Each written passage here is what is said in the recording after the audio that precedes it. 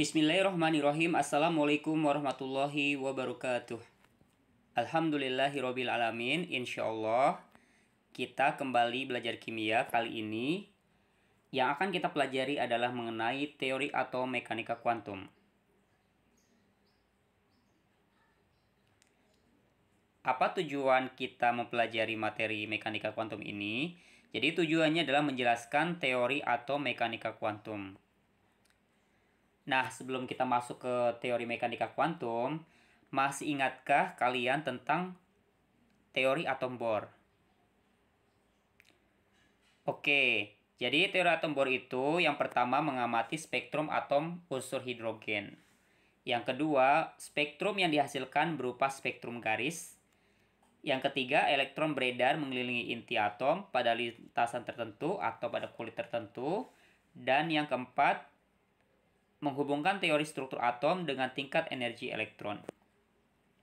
Nah, itu beberapa isi dari teori atom Bohr. Nah, mengapa kita harus mempelajari model mekanika kuantum? Nah, di situ terlihat jika atom hidrogen dan natrium tanpa medan magnet, spektrumnya seperti itu, dan kita bandingkan ketika menggunakan medan magnet. Nah, ternyata di dalam atom hidrogen ini terdapat beberapa garis halus lagi yang terpecah ya. Jadi tanpa medan magnet itu cuma satu yang terlihat. Nah, dengan adanya medan magnet setidaknya itu yang terlihat lebih banyak. Begitupun dengan atom natrium. Tanpa medan magnet terlihatnya hanya satu. Tapi dengan adanya medan magnet terlihat lebih banyak jumlah garis-garis spektrumnya. Nah, jadi apa sih sebenarnya kelemahan dari atom Bohr tersebut, teori atom Bohr tersebut? Nah, yang pertama tidak dapat menjelaskan adanya garis-garis halus pada spektrum gas hidrogen. Nah, seperti yang terlihat ya, bahwa gas hidrogen tersebut sebenarnya ketika menggunakan medan magnet itu terlihat garis-garis halus yang lebih dari satu. Dan yang kedua adalah tidak dapat menjelaskan spektrum dari unsur yang jumlah elektronnya lebih dari satu. Jadi di luar atom hidrogen, teori atom Bohr ini sulit untuk menjelaskannya.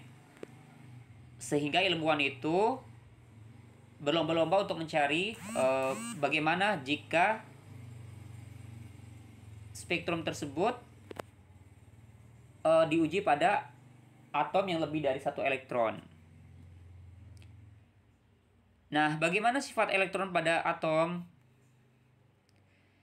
Jadi menurut Louis de Broglie, dia mencanangkan bahwa ada dualisme gelombang partikel pada elektron. Maksudnya, jadi elektron itu bisa dikatakan sebagai partikel dan juga bisa dikatakan sebagai gelombang. Contohnya apa? Syarat partikel itu memiliki massa dan volume. Nah, walaupun elektron itu sangat-sangat ringan sekali, tetapi dia tetap masih bisa dikatakan sebagai partikel karena memiliki massa dan volume walaupun sangat-sangat kecil.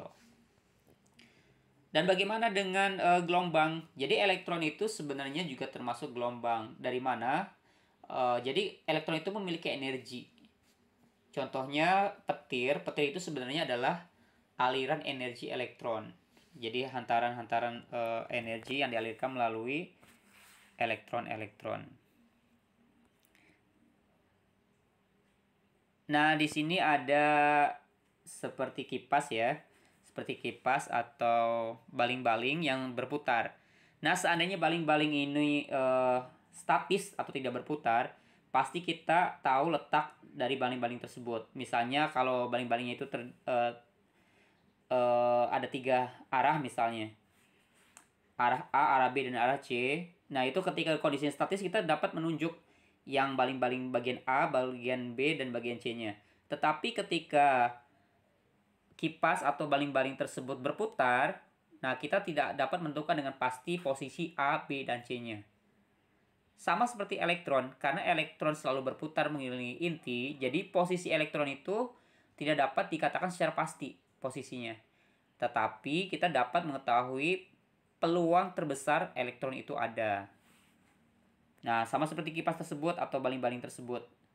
Kalau baling-balingnya itu panjangnya 5 cm, terus kita pengen nunjuk baling-balingnya itu di posisi misalnya 6 cm, ya nggak mungkin.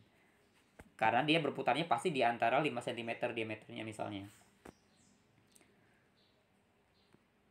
Nah, inilah yang dikemukakan oleh ilmuwan yang bernama Werner Heisenberg. Jadi dia mengungkapkan tentang prinsip ketidakpastian elektron. Jadi elektron sulit ditentukan secara pasti, dan yang dapat ditentukan hanyalah kebolehjadian ditemukannya elektron pada jarak tertentu dari inti. Jadi peluang terbesarnya elektron itulah yang mungkin diketahui. Tapi kalau pastinya itu sulit, karena elektron selalu berputar. Nah, jadi bagaimana kita menyimpulkan sifat-sifat elektron pada atom? Jadi yang pertama, elektron mengelilingi inti atom. Yang kedua, elektron memiliki tingkat energi yang berbeda antara yang berputar di orbit yang pertama atau kulit pertama, di kulit kedua, dan seterusnya. Jadi semakin jauh dari inti, berarti energinya semakin besar. Yang ketiga, elektron juga bersifat sebagai gelombang dan partikel. Dan yang keempat, posisi elektron sulit ditentukan secara pasti. Yang ada adalah daerah yang paling berpeluang elektron ada, atau yang kita kenal dengan istilah orbital. Dan seperti apa teori atom mekanika kuantum tersebut? Teori atom mekanika kuantum dikembangkan berdasarkan elektron bersifat gelombang partikel dan prinsip ketidakpastian elektron. Schrödinger mengusulkan orbital sebagai daerah kebolehjadian elektron, bukan lintasan elektron yang pasti. Dan Schrödinger memperkenalkan fungsi gelombang. Dan apa kontribusi teori atom mekanika kuantum? Menurut Erwin Schrödinger, ditemukannya fungsi gelombang melahirkan bilangan kuantum yang berguna untuk menggambarkan pergerakan elektron dalam atom, atau posisi elektron yang paling memungkinkan. Jadi bilangan kuantum itu apa sih sebenarnya? Teori atom mekanika kuantum didasarkan pada fungsi gelombang oleh Schrödinger dalam bentuk bilangan kuantum yang berguna untuk menggambarkan posisi elektron berdasarkan tingkat energi dalam atom. Nah, kita refresh dulu. Hadapi dan nikmati masalah seperti Schrödinger lakukan. Temukan pemecahan masalah tersebut sehingga orang lain berpeluang mengikuti caramu keluar dari masalah. Sehingga kita bermanfaat bagi banyak orang. Keep hamasah, tetap semangat, dan semoga bermanfaat. Assalamualaikum warahmatullahi wabarakatuh.